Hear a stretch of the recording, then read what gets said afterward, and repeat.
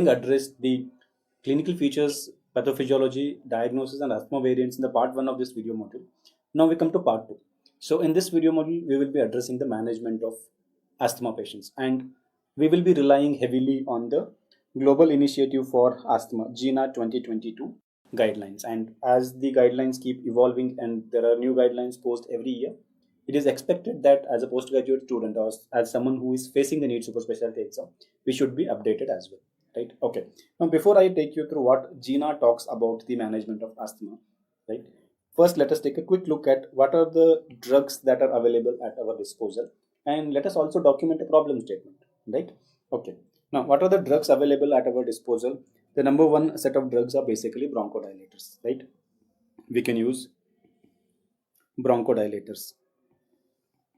Now, bronchodilators are of two classes, as we know, right? They can be short-acting beta agonist as bronchodilators, or there can be long-acting beta agonist as bronchodilators, and then long-acting as well as, for that matter, even short-acting, right? Anti-muscarinic agents, right? They can also have bronchodilator properties. So you can use LAMA, LABA, and SABA.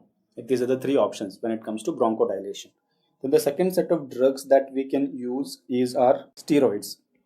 Steroids can be used in the form of inhalation, so inhaled corticosteroids as well as oral corticosteroids. And right, we are using steroids basically to target the inflammation, but we can also target the inflammation by precisely blocking certain inflammatory mediators, like for example IL-4 drugs, right? You can think of interleukin 4 blocking drugs, right? Or you can think of blocking the interleukin 5, and we have discussed these inflammatory mediators in the asthma pathophysiology, right? So there can be, in simple words, there can be monoclonal antibodies targeting these inflammatory cytokines, right? And I also told you something about thymocyte stromal lymphopoietin, or TSLP, as one of the important inflammatory mediator. Now this is becoming a very important inflammatory mediator because various newer drugs targeting to block this TSLP are now being developed, and one of that drug is also approved by GINA for use in asthma patients, right? So this is a third set. You can simply call it as biologicals or the monoclonal antibodies, right? So these are the three set of drugs that are available at our disposal. Now, to understand where to use which of these medications, we need to understand the problem statement, right? So what are the problems of a asthma patient? Number one problem that actually brings him to the hospital is the asthma symptoms, right? Or in other words, I can say asthma attacks. So whenever there is attack of bronchoconstriction, he becomes symptomatic, he starts wheezing, he develops cough, he becomes breathless, and he comes to hospital, right? So we need to treat that. We need to treat the asthma attack. Now, among the drugs I have listed, which drugs are useful for treatment of asthma attack? Now, when patient presents with asthma attack, he needs the immediate relief, right? So an immediate relief can be achieved by giving him a short-acting beta agonist, right? So short-acting beta agonist becomes the most important drug for treatment of asthma attacks. Long-acting, majority of them take a longer time for also the initiation of action. They do not become the ideal choice for treatment of acute attack, but there is one exception. Exception is formoterol. Formoterol is a long-acting beta agonist, but it is also having an immediate onset of action. So for that reason, it becomes useful for both. When you want to use a long-acting beta agonist, it is useful, but it can also be used for treatment of an acute attack of asthma, right? So more on this we will learn as we go along. But right now, remember, formoterol, I can say it is best of both worlds. It is long-acting. At the same time, the onset of action is almost immediate, or it's in a very short span of time, it begins to work. So because of that, for treating an acute attack, you can use it, and you can also use it for maintenance medication, right? Okay. Now, the second set of problems that these patients face is airway remodeling, right? Airway remodeling. So when the asthma is running for several months, there is significant airway remodeling. Generally, more than 6 months, if it is existing, there is significant airway remodeling. And this airway remodeling is something that we want to prevent, because if smooth muscles become hypertrophied, then progressively less amount of allergen is required to precipitate an attack, right? So we don't want the smooth muscles to become hypertrophied. Same time, we don't want the goblet cell hyperplasia, and we don't want the mucus gland hyperplasia, because there will be increased production of mucus, right? That again precipitates the symptoms of the patient. We don't want that to happen. Similarly, we want to maintain the epithelial integrity. If epithelial integrity is lost, then the allergens will be easily produced to the inflammatory cells, right? So to avoid all this from happening, right, we need to use medications which can hamper or slow down the airway remodeling. Now, if you merely use the relieving medications like SABA to treat an acute attack of asthma, background airway inflammation is ongoing, right? So, future you will start requiring more and more SABA to control the asthma attacks. And in 1960s, it was reported that after the introduction of the beta agonists, particularly SABA, the asthma mortality increased. Because as we know, once we treat someone with SABA, the current attack of asthma we are able to alleviate, but because we're not addressing the remodeling, there will be increasing need for SABA dosage as the time progresses, right? And that contributes to cardiovascular mortality, right? So to bring down that, we need to reduce the airway remodeling or progression of the airway remodeling. What are the drugs that can help us? Okay, the drugs that can help us are inhaled corticosteroids, our current best bet when it comes to prevention of airway remodeling. Okay, you can consider use of oral corticosteroids, but then they're not very safe, right? They are associated with the risk of osteoporosis and the myriad side effects of steroids, like increased risk of infection, avascular necrosis of the bone, peptic ulcers, all of that, right? So preferably we use inhaled corticosteroids to prevent airway remodeling. Okay. Similarly, all these monoclonal antibodies, basically they target airway inflammation itself. So somewhere they will be able to slow down the progression of airway remodeling, control the inflammation. And if you control inflammation and remodeling, even indirectly it will have an impact on the attack frequency. Okay. These monoclonal antibodies or these inhaled corticosteroids may not be effective in treating a current episode of asthma attack. But if you treat the root cause, that is airway remodeling, then you will be reducing the frequency of asthma attacks, right? So frequency of asthma attacks can be reduced by inhaled corticosteroids, oral corticosteroids, though not preferred, and by these monoclonal antibodies, right? Like your IL-4, IL-5 or anti-IgE like omalizumab, right? Or your anti-TSLP, they can reduce the asthma attack frequency. That is the second thing we need to achieve, right? So by targeting airway remodeling, I want to reduce attack frequency, right? And also if the airway is not badly remodeled, then the attack severity will be also reduced. Even whenever breakthrough attacks occur, attack severity will be reduced. Okay, that is the second thing. Now the third thing is, because there is significant diurnal variation in the lung functions, whenever the lung functions are at diurnal worst, right, that is the time where asthma can get precipitated. So that also needs to be minimized, and that can be achieved by giving long acting beta agonists or long acting bronchodilators. That could be LABA or LAMA. Obviously in this case we will be preferring a LABA for maintenance instead of LAMA. LAMA as a monotherapy is not recommended for the management of asthma. We use it as a monotherapy for COPD but not for asthma, right? Clear? Now, having understood this basic of the asthma management, it is time for us to look into the GINA guidelines. Now, when you look into the GINA guidelines, you need to understand what is the stand of GINA with respect to diagnosis. That's the first thing we will be looking at. I've already discussed about the diagnosis of asthma, but what does GINA talk about diagnosis of asthma? Because at different times their stand may be different when it comes to diagnosis of asthma. Like during the peak of the COVID wave, they recommended that don't diagnose the asthma based on PFT. Make a clinical judgment and maybe you can take the help of peak expiratory flow rate. Now, it is not routinely used for diagnosis of asthma, but during the COVID waves, because PFT generates aerosols that can be associated with increased risk of infections to the healthcare staff as well as other patients in the vicinity. And if the patient is non-infected, he might end up getting infections.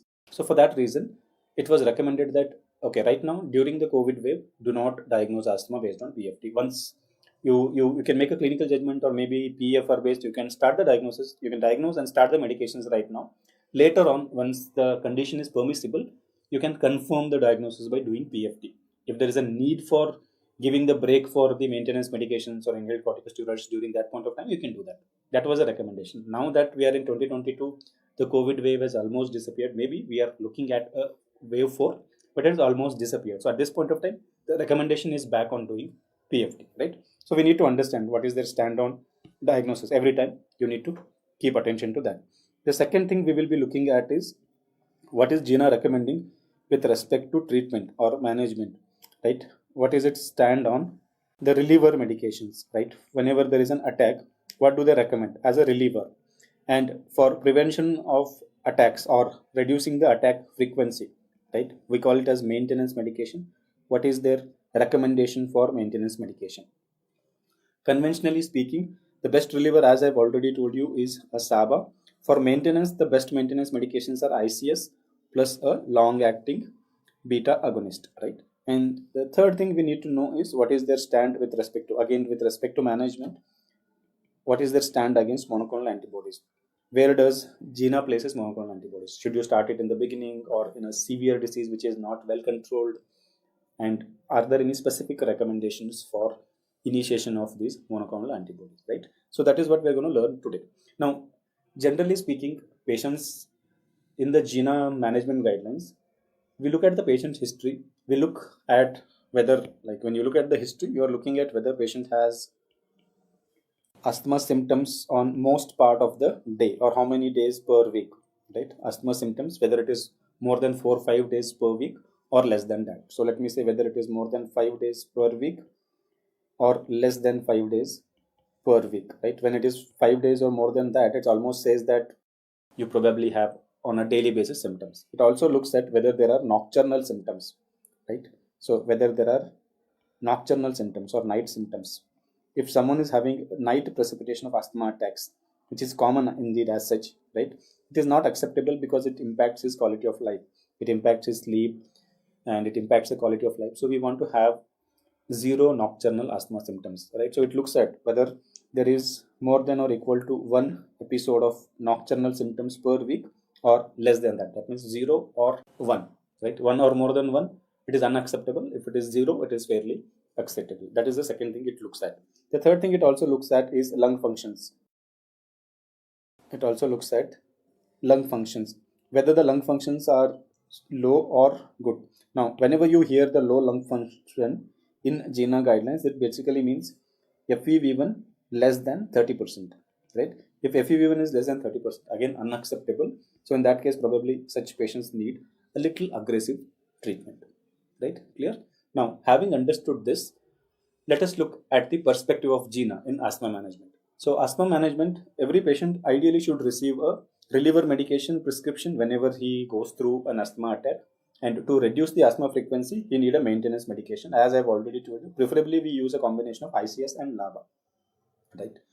Now, based on the reliever medication, the asthma patients can be categorized into, or the asthma treatment can be categorized into two tracks. There is a track one where we are using the reliever and the maintenance medication is a combination of same medications. And in case of track two, we are giving them a combination of inhaled corticosteroid and a LABA for maintenance, but he is using a separate canister of SABA for the relief. Okay. Now, before we move further into it, you also need to know that from the studies and from our experience, we know that when you treat someone with SABA alone, I have already told this point, there is increased mortality, right? And I have also explained the logic behind that. Why increased mortality occurs when you treat someone with SABA alone. Increases of cardiovascular mortality, increased risk of arrhythmias, and progressive lung disease, only initially symptomatic improvement that you achieve. So there is high mortality. So no longer, like from many years now, GINA does not recommend use of SABA alone. If you give someone SABA alone, then patients can clearly identify that use of SABA is associated with symptomatic improvement, right? And when you give maintenance medication, because they cannot relate it to the symptomatic benefit, the compliance to the maintenance medication becomes poor, right? So that's why GINA, for many years, it has taken a stand that for reliever also, we generally end up using a combination of a SABA plus inhaled corticosteroid so that patients do not relate their symptomatic improvement to SABA alone, right? Now, in case of the track 1, we use the same combination of same ICS plus one of the LABA combination, which is used as a reliever medication also, right? So in that case, see, I have already told you for reliever, you need a drug which has an immediate onset of action. And I gave you an example, the one example which has got both long action as well as immediate onset of action, right? So I'm talking about what is called as formoterol. So there are two tracks. The tracks in case of GINA management are based on the reliever medication, right? What reliever medication patient is going to get. Okay, so in case of track 1, which is preferred track also, right? So please remember track 1 is the preferred track. So what we do in preferred track is his reliever medication is a combination of inhaled corticosteroid plus formoterol. It's a combination of inhaled corticosteroid plus formoterol. And in track 1, The reliever as well as maintenance is same, right? So here reliever is equal to maintenance medication. So all he need to do is have one canister where there is a fixed dose combination of inhaled corticosteroids and formoterol. If there is need for maintenance medication, depending on his functions, lung functions and the symptoms, he will be taking the regular puffs like morning and evening, one puff of the same combination of ICS formoterol. And whenever there are breakthrough attacks, right, whenever there's a new attack of asthma, he will use the same combination, same canister. He don't need to keep any more set of inhalers, right? So that also improves the compliance. And the second thing is, because he cannot relate to any segment of medication which is associated with symptomatic improvement, then his compliance to this combination will be better, right? Because we want him to take inhaled corticosteroids to reduce attack frequency and airway remodeling, and we want to use this formoterol in both perspective, right? So it can also relieve the attack because it is immediate onset, and because it is long acting, this can also reduce attack frequency, right? So that is why we are using this combination. It's a fixed combination, and that introduces a term called MART. Please be aware of it. There's a term called MART therapy, right? It's called as maintenance and reliever therapy. So that means your maintenance medication is same as your reliever medication, right? That is a track 1. Now in track 2 is not preferred generally. It is only to be preferred if you are sure that your patient will have absolute compliance to medications, only then, right? So in track 2, what we do is we give them a maintenance medication, which is a combination of, in track 2 maintenance is a combination of what? It's a combination of ICS plus any of the long acting beta agonists, not formoterol, right? Any of the long acting beta agonists. And the reliever here is a combination of SABA, short acting beta agonist. That's the best reliever, right? But please remember, we do not give anyone SABA alone, right? SABA alone, technically speaking, should be banned in the near future, right? SABA alone should not be given to any patient. So we give, whenever there is an asthma attack, this patient should be taking a puff of a combination of SABA and inhaled corticosteroid, right? So he should be taking a combination of SABA plus inhaled corticosteroid. I hope the message is loud and clear, right? No SABA alone therapy in any case. Clear? This is a basic approach. Now let us see how we recruit a patient in track 1 and manage accordingly. Okay, now before we get into the details of how we recruit patients into track 1 and track 2 and manage accordingly, let us understand everything that GINA talks about. What is the GINA's stand on diagnosis? Okay, so the GINA stand on diagnosis is exactly what we have already spoken in the main video. So the GINA recommends that the diagnosis should be PFT based whenever possible, because GINA is a global guideline and it has to take into account the resource limited settings and conditions. But it says whenever possible, the diagnosis should be PFT based. And when we talk about PFT based diagnosis, obviously that means we will be talking about the diagnosis of spirometry based diagnosis, right? So in that case, as I've already told you, you will be looking at FEV1, which will be reduced, and you will be looking at FEV1 by FVC ratio, which is less than 70%. And then you're looking at bronchodilator reversibility of more than or equal to 12% or more than or equal to 200 ml rise in the FEV1 after administration of a beta agonist, short acting beta agonist, precisely speaking salbutamol, in and around 15 minutes time. Okay, but GINA also recommends in a resource limited setting, it might consider peak expiratory flow. So in the main video, I told you that today we do not use peak expiratory flow for the diagnosis. But if you are from a place like the African nations where the resources are limited, PFT may not be easily possible. In those cases, as an alternative, now GINA also recommends the peak expiratory flow rate, right? And here also peak expiratory flow rate will be reduced, and you need to demonstrate the bronchodilator reversibility by proving that it increases by more than or equal to 20% 15 minutes after 2 puffs of salbutamol. So here it is 20%, not 12%. Clear? So when you're doing the FEV1, it is 12%. If it is peak expiratory flow, it is 20%. And alternatively, you can also try with steroids. Steroids for 4 weeks and peak expiratory flow increasing by more than 20% after that. So this is GINA's stand on diagnosis, right? So only one point to add, that is the role of peak expiratory flow rate. Clear? Okay. Now coming to management, as I've already told you, there are 2 tracks. Track 1, there is low dose ICS formoterol as the reliever.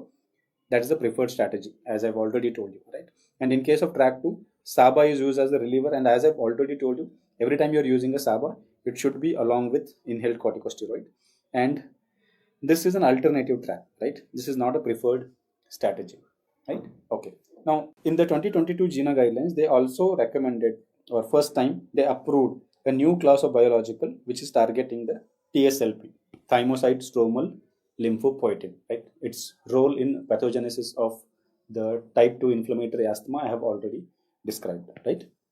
Okay, we will learn more about this drug in the subsequent sessions. Okay, now in this screen you can see the two tracks, right? So let me first talk about the track one, that is the preferred approach, where a controller and the reliever is same, which is a combination of ICS plus formoterol, right? ICS plus formoterol. So formoterol is our best of both the worlds, SABA feature plus long acting also, right? Now in this case, what we do is, like, if you look at this chart, you will notice that there are 5 steps in the asthma management, and in the track 1 you can see that the step 1 and step 2 are combined. In case of track 2, where you are using SABA and ICS separately together whenever required, but two separate canisters in case of a precipitous asthma attack, and for maintenance you are using a fixed dose combination of ICS plus LABA. That is our track 2, right? So in track 2 there are 5 steps, step 1, 2, 3, 4, 5, but in case of track 1, step 1 and 2 is combined. Okay, now the question is where to start. Should I start with the step 1 and keep escalating, or should I start with some step and escalate or de-escalate accordingly? Okay, so according to GINA 2022, or for that matter even the previous year GINA, you do not start at the step 1 for asthma patients. You start at the step where he deserves to be fitting into, right? So how do we get to know where he deserves to be fitting into? So for that, we need to look at patients' symptom frequency, right? If there is a patient, so let me start with a patient who is having symptoms of asthma on more than or equal to 5 days a week, or you can also say that almost every day of the week, right? Or you have a patient who is having nocturnal exacerbations or of more than or equal to 1 per week, right? Now this is an unacceptable situation. This patient should be started on step 3 or step 4 treatment of the preferred track. Okay, please also remember that no patient is started on step 5 treatment straight away, right? So you will probably start with step 1, step 2, or step 3 or step 4, and if they are not controlled, they can escalate it. Like if you have a step 4 patient who is not controlled, then maybe you can go for step 5, right? So you don't directly start with step 5. No patient enters the step 5. He will at best enter into step 4, not controlled, he will make a transition to step 5, right? Now this patient who has asthma symptoms 5 days or more than that per week, or, right, so I have to mention it here, or the patient is having more than or equal to 1 nocturnal symptom or nocturnal awakening because of the asthma attack per week, which is absolutely unacceptable, then you are starting the patient on either step 3 or step 4. Now, what determines whether you go for step 3 or step 4? For that, you need to look at the lung functions. Lung functions. If the lung functions are low, that means your FEV1 is less than 30%. Right? So in such patients, you will start at step 4, right? So I hope I am making it clear. So your starting question is whether patient has asthma symptoms on most days. Asthma symptoms on most days, or I can say 5 days. Most basically means 5 days, right? So more than or equal to 5 days per week, 5 days per week, or having night symptoms more than or equal to 1 such episode per week, more than or equal to 1 episode per week, right? In both these patients, you will be looking at lung functions. Now, if the lung functions are low, that means FEV1 is less than 30%, right? Such patients you will start at step 4. Okay, and if the lung function is not low, right, it is good, it is poor as such, but it is not what we call as low, that is FEV1 less than 30%. In that case, we will start the patient on step 3. Step 3. Okay. Now, if there is a patient who is not having this severity, right? is not having this severity. So in other words, I can say the asthma frequency, attack frequency or asthma symptom frequency is less than 4 days a week, and there are no nocturnal episodes. So what this basically means is that you are having a relatively mild asthma when the symptoms are like 1 or 2 days a week and there are no nocturnal symptoms. In these patients, we will be starting them on, I'm talking about preferred track here, so you will be starting on step 1 or step 2, which is basically one step here, right? Okay.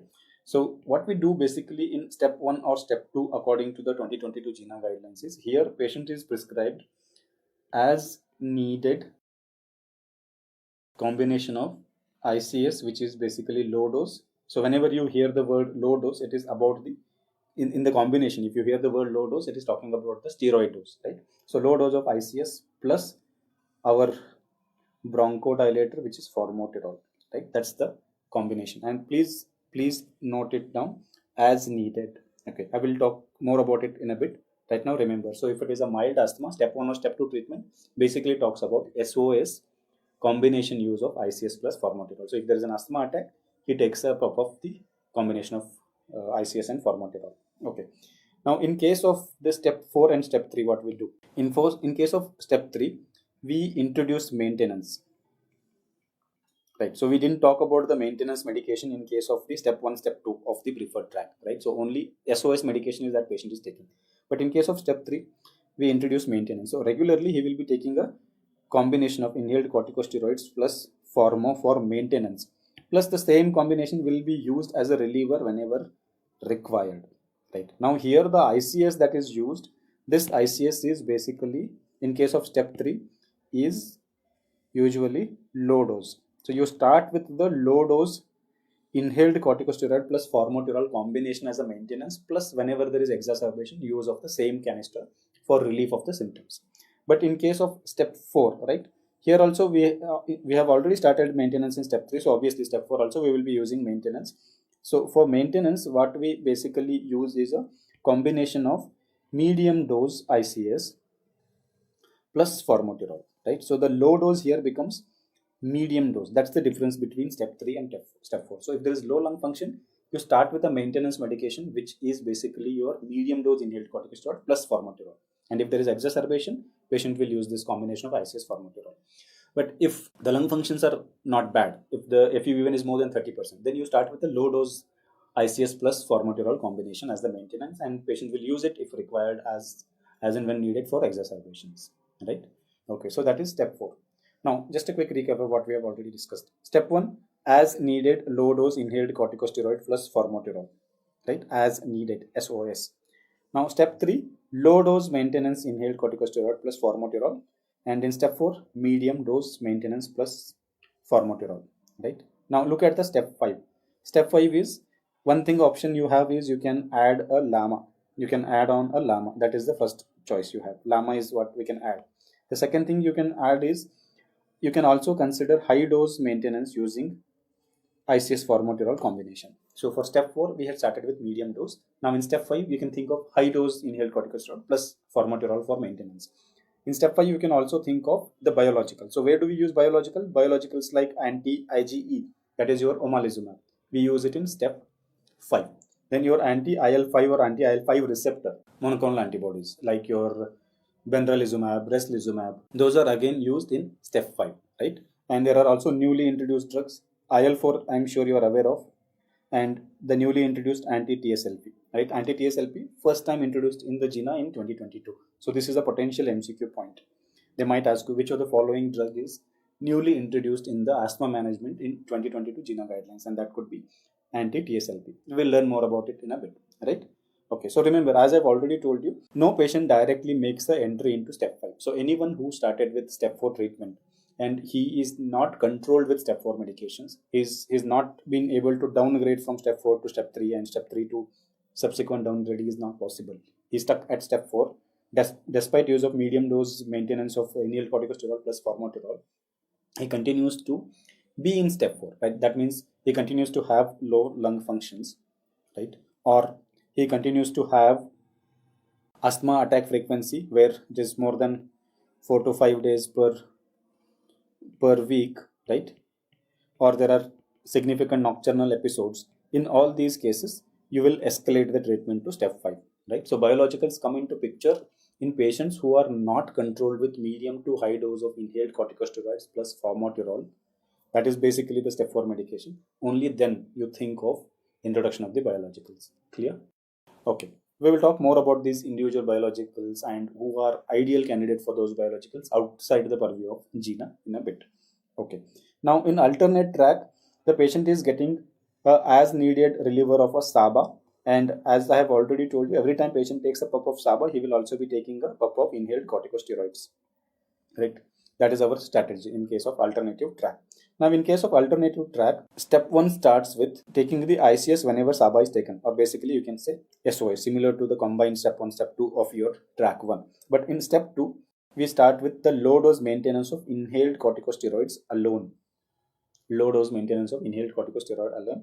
And step 3 onwards, it is very similar to what I have already discussed. Only difference being the reliever is a SABA plus ICS as and when required, and the maintenance is a LABA plus ICS.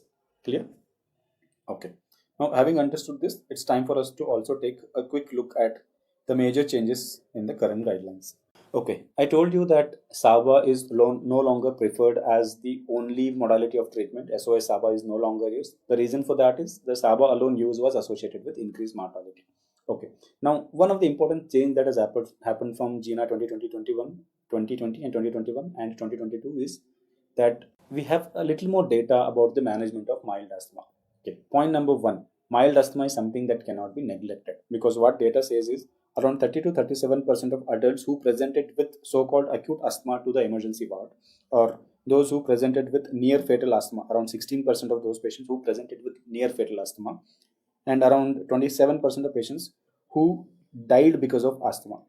In all of them, if you look at the previous 3 months history, right, they would probably be classified as having mild asthma, right? But still they presented with either acute severe asthma or near fatal asthma, right? In the previous 3 months history, they had the symptom frequency that can be classified as mild asthma, right? So it essentially goes on to say that even mild asthmas can behave erratically. So when they are triggered by the triggering agents or when they are exposed to allergens, they can also develop fatal or near fatal or severe asthma, right? So mild asthmas are the ones which cannot be ignored. The patients who are receiving step 1 or step 2 treatment, they cannot be ignored.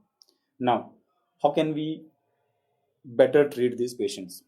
Now you might say that, okay, we can treat these patients with a combination of inhaled corticosteroids and SABA as a maintenance, right? One thing we have agreed that we need to treat these patients, we cannot ignore, right? Now, the best strategy, logically speaking, it is like maintenance. Introduce maintenance to these patients also, right? When you give them steroids regularly, airway remodeling is taken care of, and then probably that means that the attack frequency would come down, right?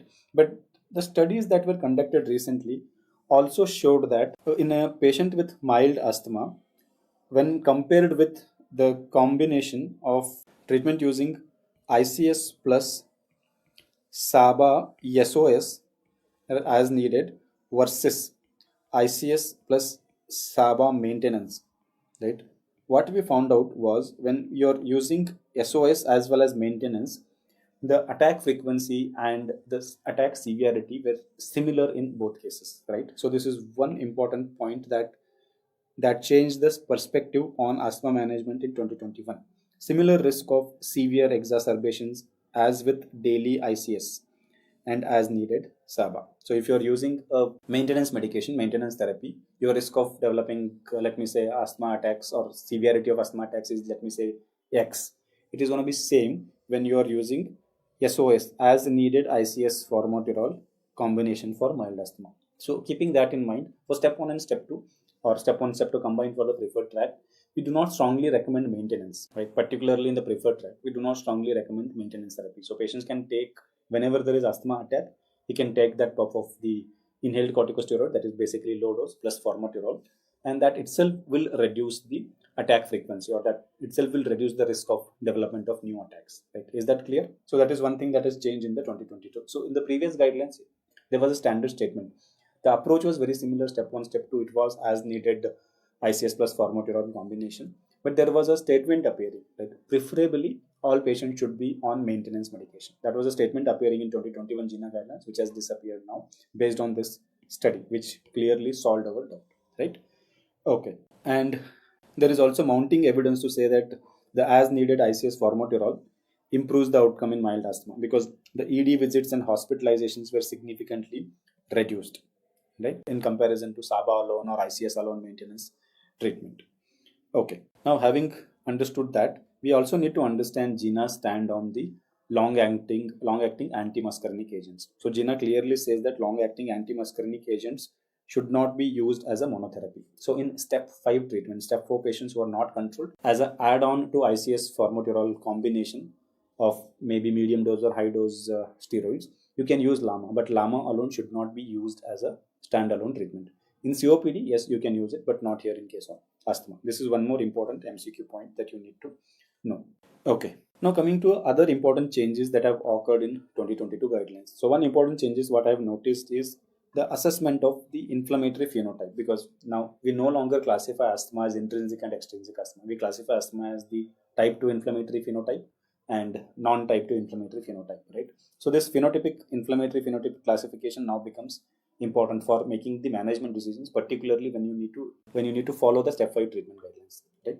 Okay, so it recommends that we preferably use fractional exhalation of nitric oxide, FeNO, as a tool for. I have already discussed the utility of FeNO in the main video, right? So FeNO as a tool for phenotypic classification, because we know if the FeNO is more than, in a non-diagnosed patient, if FeNO is more than 35 parts per billion, that basically suggests that there is eosinophilic inflammation, right? So in that case, you know that you are having a eosinophilic inflammation phenotype or the type 2 inflammatory phenotype of asthma, right? If it is less than that, if it is less than 35 parts per billion, probably you have a non-eosinophilic inflammation. But look at what GINA guidelines says. If the blood eosinophil, I forgot to tell you, even blood eosinophils can be taken. If there is eosinophils more than 300, more than or equal to 300 per microliter, right?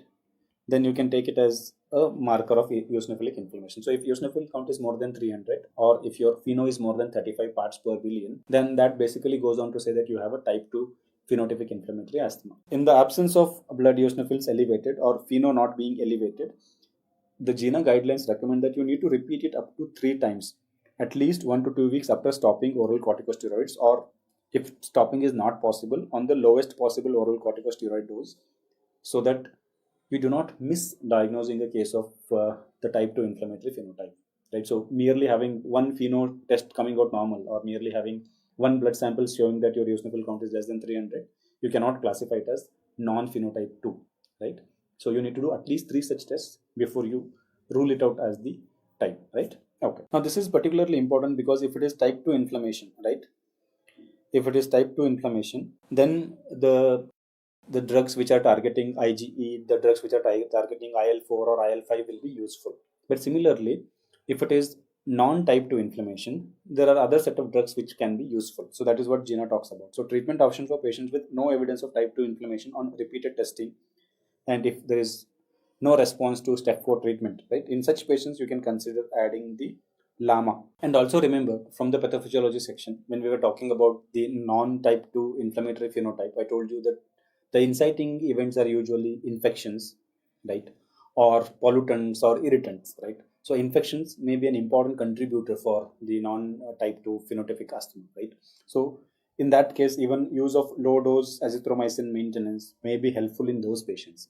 So low dose azithromycin doesn't play an important role in eosinophilic inflammation variant of asthma, but the non-type 2 variant, it may be helpful, right? So now things are becoming much more clear. So in a non-type 2 inflammatory patient who is non-responsive to step 4 treatment, you can think of using LAMA, or you can think of using azithromycin in them, right? Okay.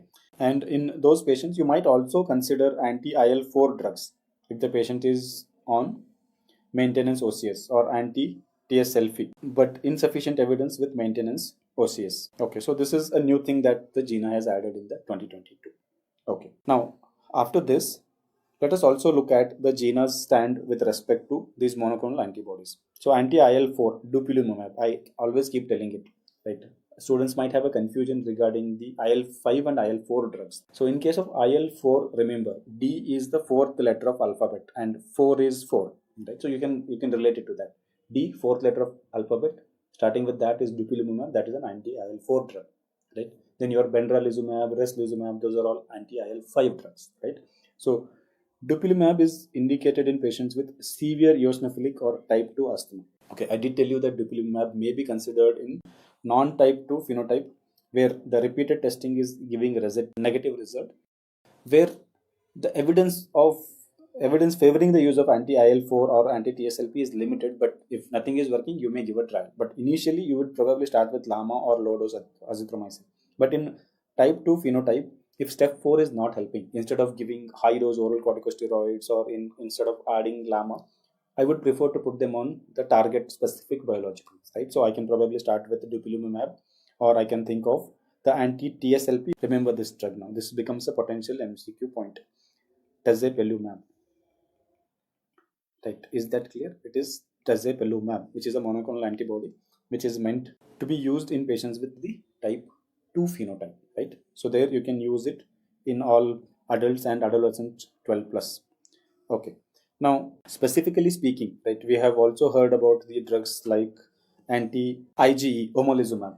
Where do we use it and who is the ideal candidate? Okay, so this is beyond what Gina talks about. So I have already given you Gina's stand on the step 4 treatment. Step 5, monoclonal antibodies, depending on the phenotype we decide, right? So if it is the type 2 phenotype, you can think of anti-IgE like omalizumab. You can think of anti-IL-4 and anti-IL-5.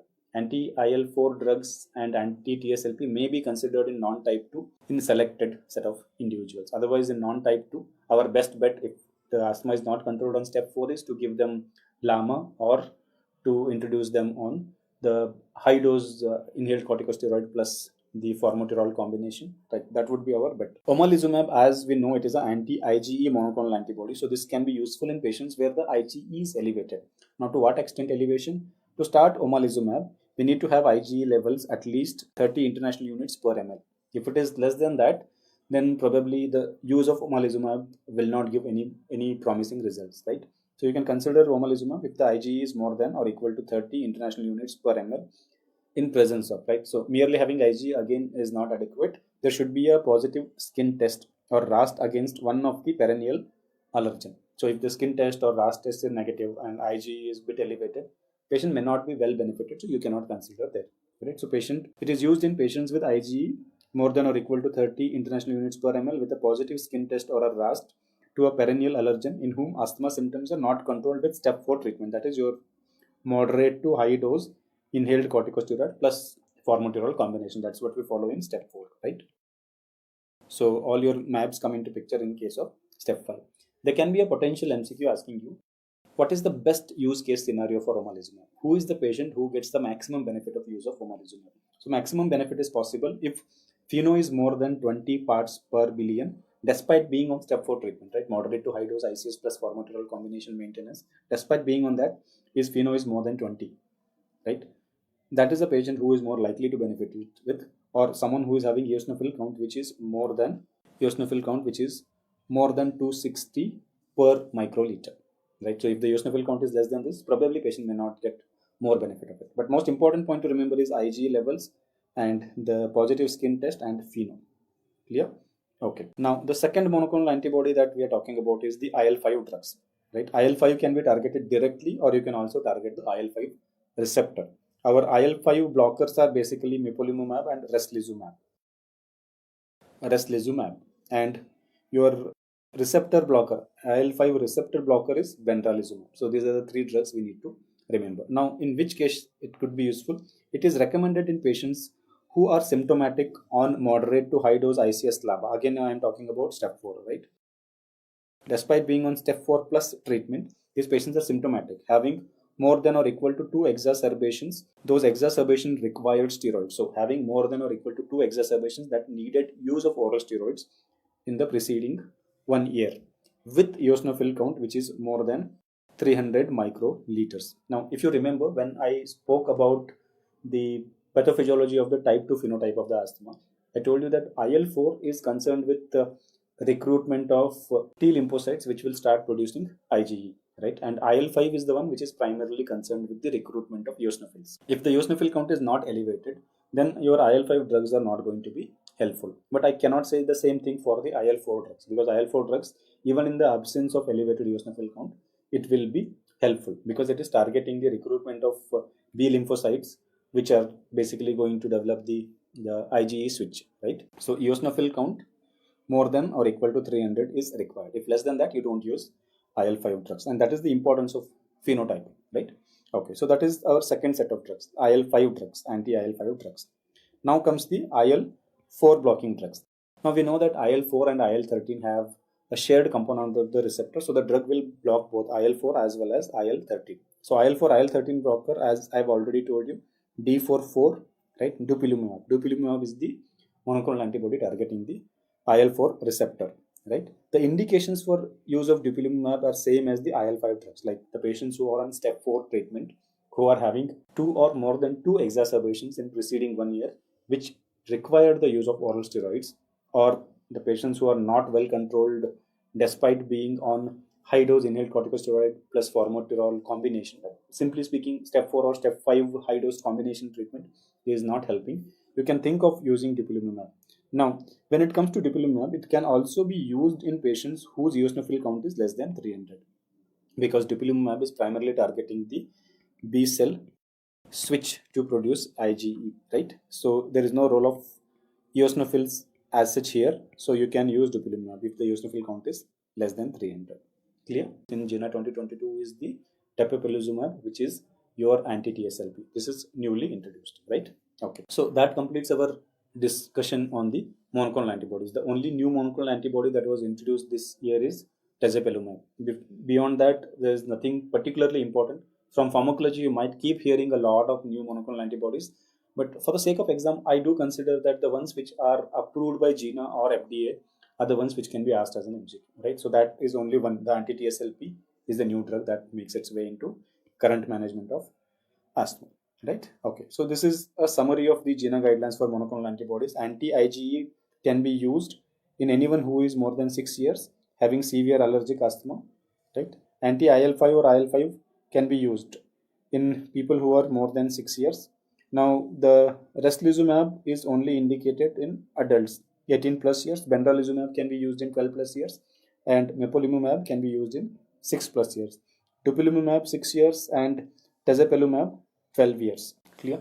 So with this, we are concluding our discussion on the management of bronchial asthma.